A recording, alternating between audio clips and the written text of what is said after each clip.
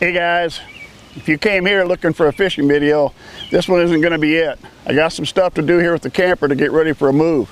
But if you're camping the way I am here, getting by on 12 volts because there's no electricity, stick around. I got a couple things I want to show you that I picked up that I bet you want to have too.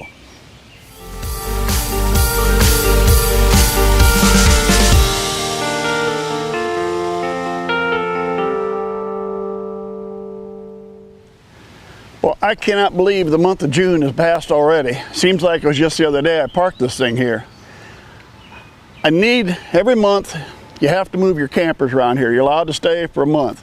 So the last 2 days of the month and the first 2 days of the next month, and those 4 days, everybody's got to move and pick new spots, and you can't go back to a spot you've already been. So starting tomorrow morning, it's time to move, and tomorrow's a Friday.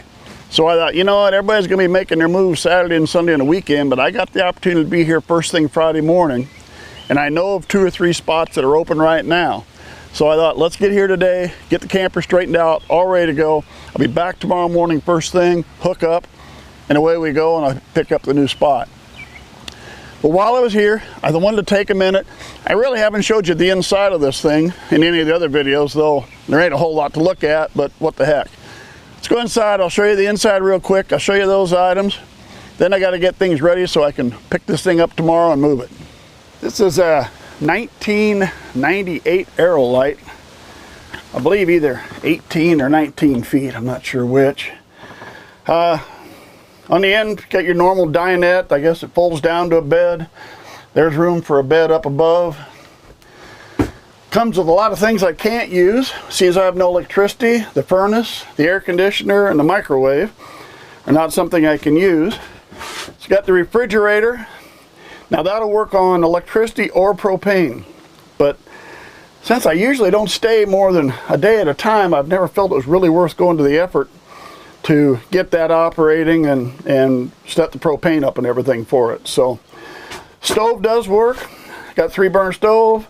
It's got the vent fan works, and the lights, my radio works, the overhead lights work. It's got a bathroom back there, stool and shower. But as you can see by the sink, I haven't bothered to hook the water up. The tank was empty, it all got winterized before I got it. And again, I thought, fill the tank up, sits here, how little I use it. It's a lot easier. I just bring a 5-gallon can of water when I'm coming, and then I've got all the water I need. As far as the bathroom, the nice thing about this lake, there's outhouses all over the place, so there's usually one real close by wherever you're camping.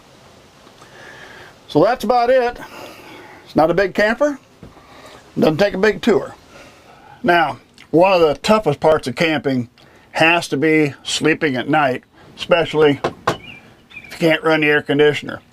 So if you're working 12 volt only, let me show you something I found you might want. Alright, for now, everything I have set up here is temporary.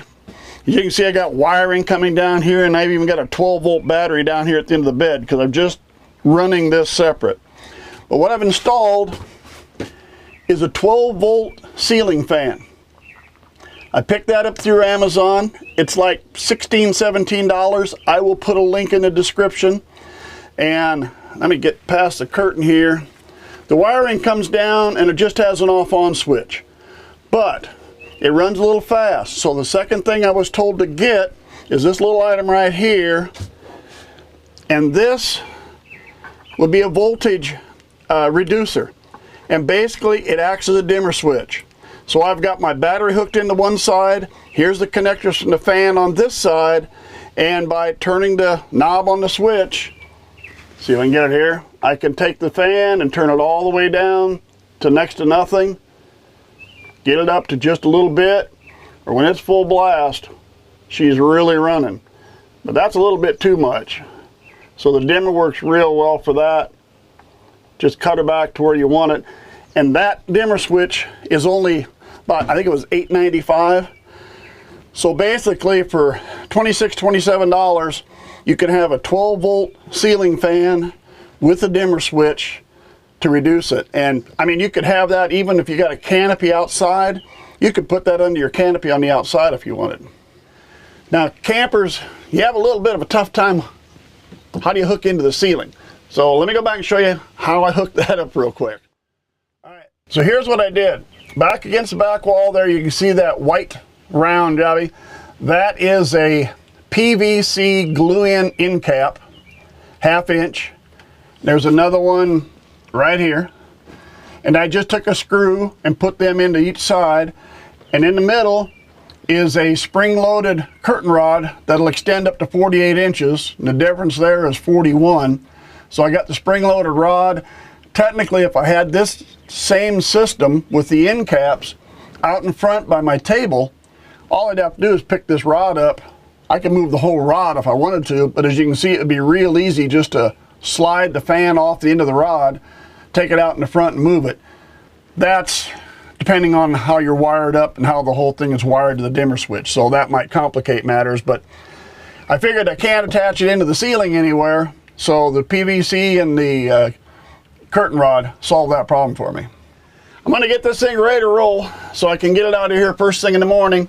Still want to go around the other side of the lake. I'm gonna move to the far side of the lake, which will actually put me a little farther away from the train tracks, so maybe it won't be quite as noisy when I spend the night in the future. Anyway, I'm going to get this thing all set, buttoned up, ready to hook on.